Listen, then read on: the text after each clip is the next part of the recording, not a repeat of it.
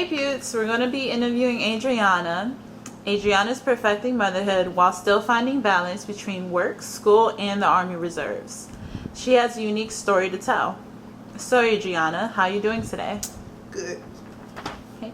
So how old were you when you had your son? I was 21. How did you feel when you found out you were pregnant? Scared. Okay, and were you with his father at the time? No, at the exact moment we were on one of those breaks when I found out I was pregnant. The break where he's not your man, but he's still your man. Yes. When you joined the Army Reserves, what were your plans? How long was your contract? I joined when I was 18. I joined the October 31st after I graduated. So 2011 I joined, and it was just to pay for school. Initially I joined to pay for school and to piss off my daddy. So how did the Army take it when you informed the Army that you were pregnant? What was the response? Well, you have to tell your chain of command, and my particular chain of command was just kind of like, oh, you're pregnant, you're not married, so just make sure when you have the baby, congratulations, make sure you put the daddy on child support. So they just assumed the dad wasn't going to be there. Yeah, that was their response. How did that make you feel? It just made me feel like, that they just let you know how people think about you, just far as stereotypes. So who stays with Terrell when you deploy? Right now, it's my aunt and my mother. How does that make you feel knowing that somebody else is helping you raise your child? It don't make you feel good. I just feel like pretty much, I'm not raising my own child. My aunt and my mother is raising him. But do you understand why you're doing it? Oh yeah, definitely. I know he gotta eat, and I gotta get stuff situated now while he's younger. Well, it only affects me and it's not affecting him, versus when he's older and it's affecting both of us. So knowing that, does that make you feel better, or does it still hurt? It make you feel better, but you're still in the woods crying. So why doesn't his father stay with him? Are you guys still together? We're not together, and initially before, because we were more cordial from prior to like 2 months ago, that's what it was. Whenever I left, he just stayed with his dad, but we're just not as cordial as we were at that time frame. Did that make you feel better knowing that he was with his father instead of somebody else? Yes, because then it was like at the end of the day, he was his daddy, so he's getting daddy time. So yeah, that did make me feel better. So you guys weren't together when you found out you were pregnant, but you rekindled the relationship. Mm-hmm. What made you walk away from the relationship after you had the baby? Because after I had the baby, things didn't change how they changed for me. They didn't change for his dad. You guys co-parent?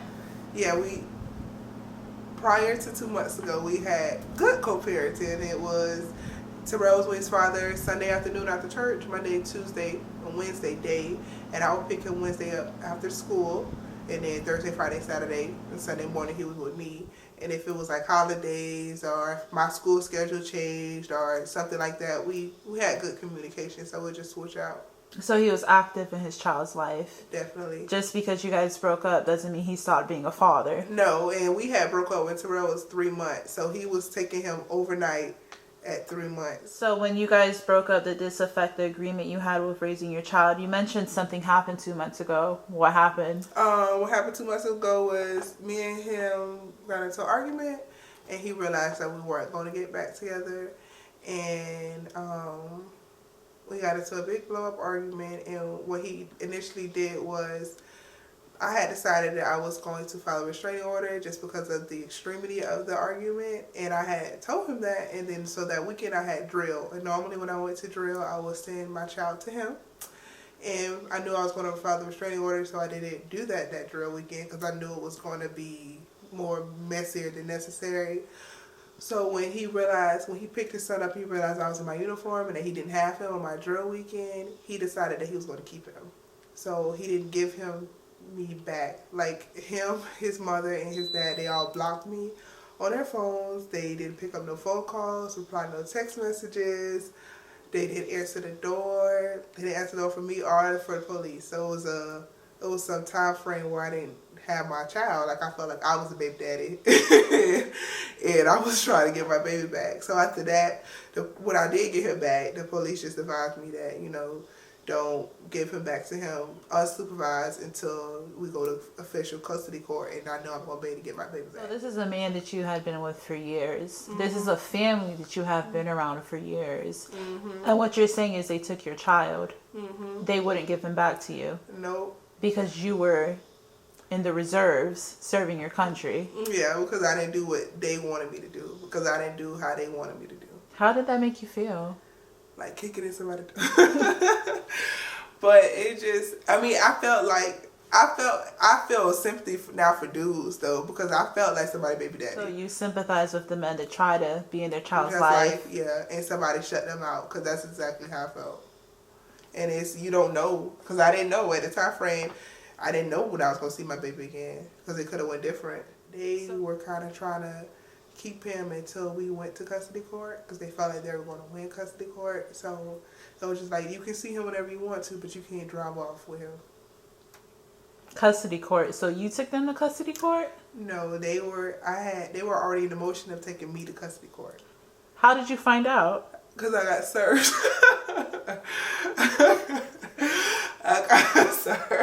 I got served. I'm laughing at it now, but I wasn't laughing at it.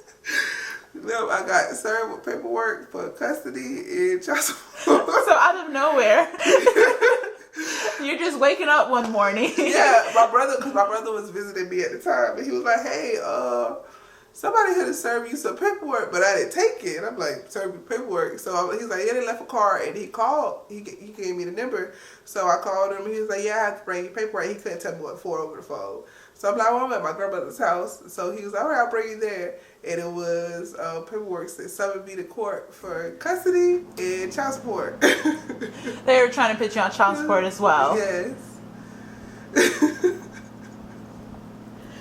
What was his justification for taking you to court? His justification was that initially he felt that he had to report me because of the days that we had, the days that I decided, the days that we set up together that was convenient for us. But he said once you add those days plus me going to drill for the Army, that he had to run more than me, so that he was the primary parent, and that, you know, he should be assisted with child support. What is the court's rule?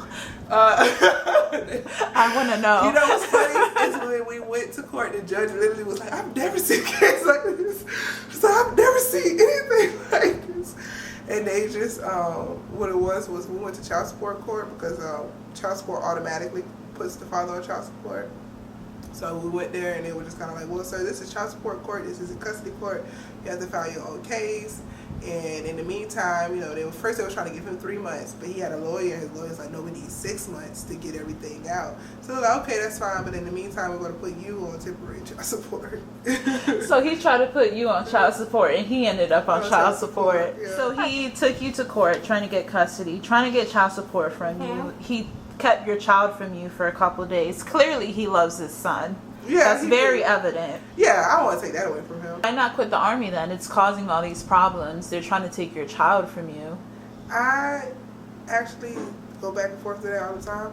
I actually tried to get out. At one point, they was just kind of like, "No, Harrison, we're not going to let you out. Like, you know, this is your dream." And at the end of the day, it's right. Like, I should have let this situation, and, you know, because at the end of the day, his dad is still doing what he wants. His dad is still living his life. He's still having his dreams. And even though I complain about it, I love the Army. I love what I do. So I shouldn't give up on it. And I'm in my contract, I signed up for 6 years. And I'm 4 years in. So I'm 2 years away from, you know, benefits. I'm 2 years away from a VA home loan. I'm 2 years away from just finishing out, you know, my word. I gave them my word, and that means something to me. So I feel like I shouldn't have to give that up because of somebody else has been an asshole. So you mentioned that you wanted to get back into school. Are you still in school? Yes, I'm still currently a full-time student. So you're a full-time student, full-time mom, full-time reserves. Full-time worker. You work too. 8 a.m. to 5 p.m. Monday to Friday. So what are you going to school for? Does it have anything to do with your job, or are you just working? No. My job actually is for the water department, so it has something to do with what I do in the Army. It's just water treatment. Mm-hmm. But I'm going to school for elementary education. Why did you choose that career path? I always wanted to be a teacher since I was little, and then when I was in high school, I wanted to be a teacher as well. But my father told me that you can you can teach with a nursing degree, but you can't nurse with a teaching degree. So he tried to convince me to be a nurse. So that's kind of what he like made me go towards. And then when I was pregnant with Terrell, and especially when I gave labor, I was like, no, that's not what I want to do. I'm going to do what I want to do. You're gonna follow your dreams. Yeah. That sounds like a lot to juggle. Yeah. I go to this my morning. I wake up at like 7ish. Well, no, I wake up at 6ish. I gotta be at the house by 7. I work from 8 a.m. to 5 p.m. I get up at 5. I gotta be to class at 5:30. I gotta be to MacDill base. So, and then I get out of class at 10:30. But it's up to the teacher. So I really get out of class like 9:30ish. I pick my son up. I come home. We bathe and go to sleep. Do you think about giving up sometimes? Absolutely. But then I also think about what is the other option. Either I can do this, go through the struggle, go through the pain, but get my results in 2 to 3 years and be living the life I want to live, or I can, have some free time or have more time to do nothing and bullshit and live a mediocre life for the next 10 or 15 years and then be that person that's trying to start all over again. You say you pick your son up and you take him home. Does that help? Do you need that to push you, to encourage you to keep going? Yes. When I pick him up and I realize this is my baby, like I'm doing this for him. And like my granddaddy always tell me, right now it only affects me. Because right now he a baby, but he a baby. As long as he's somebody playing with him, he don't care. He misses mommy, but he don't realize how much time is going by. But if I do this when he's 3 or 4 or 5 and he's talking and he realizes I ain't seen mama in 12 hours or I ain't seen mama in 2 weeks, then it will affect him. So, do you live with your parents so they can help you with your son? No. Why? That was quick. No. No, because I need my space. If you can imagine, I need my own space and my own living arrangements. I don't want nobody else trying to tell me what to do with my baby. So my mom helps and my dad helps too, but no. Do you feel that your parents respect your views on parenthood, or do they disregard your opinions? No. My dad does, because my dad is more like me. Whatever I say, he's with it. But he don't really have that. He sees Terrell like granddads do twice a month. But my mom, she does not at all. She's a totally different type of parent than I am. She lived a totally different life than I lived. She was a stay-at-home mom. I'm a busy mom. So she don't agree. And it's always a tug of war. So if I was to live with her, it would be an even more constant tug of war. So you have a pretty busy schedule. When you have free time, you only spend it with your son. Do you have time to date? Do you want to date? I do, but not really. If I date, it's like, if I talk to somebody or if I meet somebody, I tell them initially, like, hey, this is what it is. Like, second conversation, I'm telling you, boom, boom, boom. That way you know and you had an option to, this is what I want to deal with or this not what I want to deal with. And what I'm starting to figure out is like, dudes say they want a busy woman, they say they want somebody ambitious and independent and all this other stuff, but initially they really don't. Yes, and at first they like so in love. It's like, oh yeah, you're so independent, you got all this going, that's what I need in my life, that's what I want, you pay your own bills, blah, blah, blah. But no, they lying, that ain't what they want. That's not what they want. No, because you're too busy, or you got something going, or you really don't need them. A man want to feel needed. So, but I don't, Or it was like, dang, you've been, like, since January, I've been gone every other weekend pretty much. So you've been gone every other weekend, then you got a weekend, you're not going to spend it with me. It's kind of like, no. Or if I do spend time with you, I can spend time with you at, like, after class, like, in the middle of the night. If I can, then you start making them feel like a booty hole. I can spend time with you. You're serving them like they usually serve women. I mean, at 10:30-ish, kind of. If my baby sleep, if my mama feel like watching him. So yeah, you don't really have time. And do you not you know, they want attention too. So, but when I'm at work on my lunch, I'm not blowing nobody's phone up. I'm not like, hey, what you doing? I'm trying to take a nap. Like, You're trying to sleep. Yeah, it's like, oh, dang, you ain't cooked today. Hell no, I ain't cooked today. And I'm not cooking for a week. So I know I don't have enough time and energy to be a good woman to somebody. So you're more focused on accomplishing your goal. You want to reach the end result. You're not really worried about a man right now. You don't need a man from what you're telling me. Yeah, I mean, it would be nice. Of course, you at the end of the night, you want somebody to lay on their chest and say, baby, it's going to be okay. Or when your baby daddy is serving you custody papers. You want somebody to be like, dang, baby, it's okay. So, of course, you want that. But if it doesn't happen, you're not going to die. You know what I'm saying? Like, so what would be your advice to other young mothers? so just stay focused and think about what matters, and don't think about right now. Think about 5 years from now. That's how I was trying to think. Like, it sucks right now, but 5 years from now you'll be chilling. It's okay to be alone. It is okay to be alone, and I can say that because, you know, like, I've been in a relationship pretty much since I started dating, and it's okay to be alone. So regardless of your child being taken away from you for a few days, being served custody papers out of nowhere, the factor you possibly having to pay child support, do you still hope to have a better relationship with his father? No. I mean, I will hope that we get to the point, well, no, we really don't have to have a relationship for him to be a dad. And I mean, I'm not being an asshole, but that's just honest. We don't have to conversate. We don't have to be friends. That's what people need to realize too. You don't have to be friends for him to be a good dad. Like, when this is all said and done with and everybody's not thinking in their emotions anymore, he can still go with his dad those 3 days out of the week. He can sleep with his mom those 4 days. We don't have to talk. The focus shouldn't be on whether or not you have a good relationship with his father. The focus should be on what is the relationship that he has with his son. Yeah, I mean, the only time we really need to have a conversation is if, oh, Terrell was sick or he fell, you know, if it's something like that. But anything else, yeah, we don't really have to have a relationship at all. I want to thank you for taking the time to share your story, give us a little insight. You have so much going on. You're serving the country, getting served papers. I know. And you're a young mother. You're a new mother.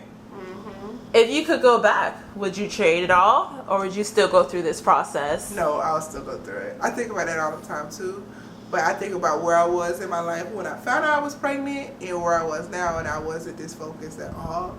Like, I have a cousin, we joined the Army together, and we make fun of my situation now because before I had Terrell, I used to be like, when I was just in the Army, I used to be like, oh, I can't go to school. It's too much. I can't just go to school and serve 1 weekend out of the month. But now I'm going to school full time and working, and, you know, I'm doing 45 things. And we laugh at that. So if I wouldn't have had Terrell, I wouldn't be this focused at all. What hashtags would you use to define yourself? What hashtags? Just focus, really. That all men are not bad daddies, because Terrell has a great daddy. So hashtag his father loves him. Yeah, he does. I mean, that's kind of the problem. He does. Just into 5 years later. Hashtag 5 years later. Don't think about it right now. Think about 5 years later. Well, thank you, Adriana. It was great hearing your story. Where's the pop belly?